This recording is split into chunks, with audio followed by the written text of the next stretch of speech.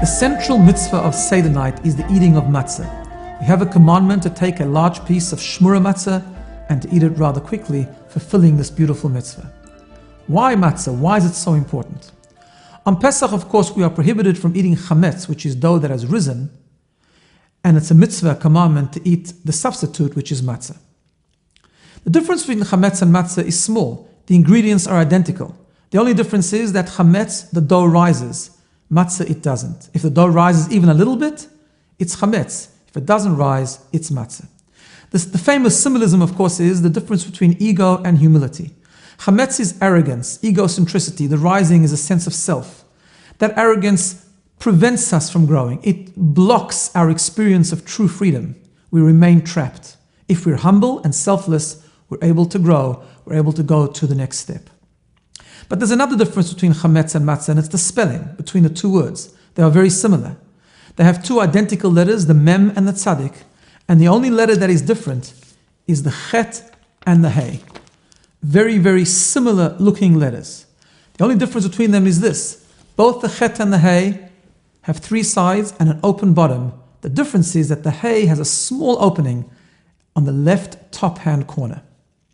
What's the idea? The open bottom represents the ability to fall and to fail. We are not perfect. We sometimes drop out, we sometimes fail, we sometimes go backwards.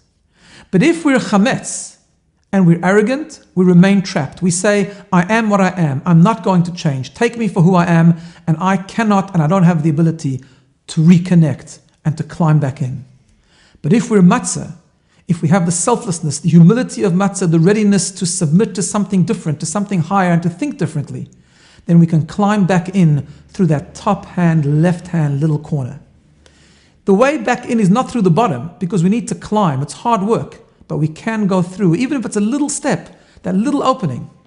There's a medrash that says that God says to the Jewish people, open for me an opening as tiny as the pin of a needle, and I will open for you and respond with a door that is as big as the entrance to a hallway. If we just on Pesach night taste that little bit of freedom by going out of ourselves and being prepared just to grow that little bit, to climb back in, God will give us the ability of infinite freedom. Many communities have accustomed to have round matzahs. The idea of round matzahs is because round is a symbol of infinity. It has no end. It keeps going round and round.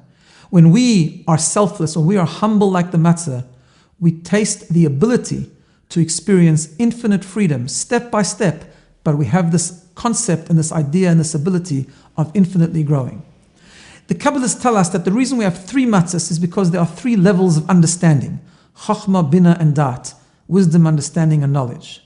The first point of growth, the first point of freedom is in the mind.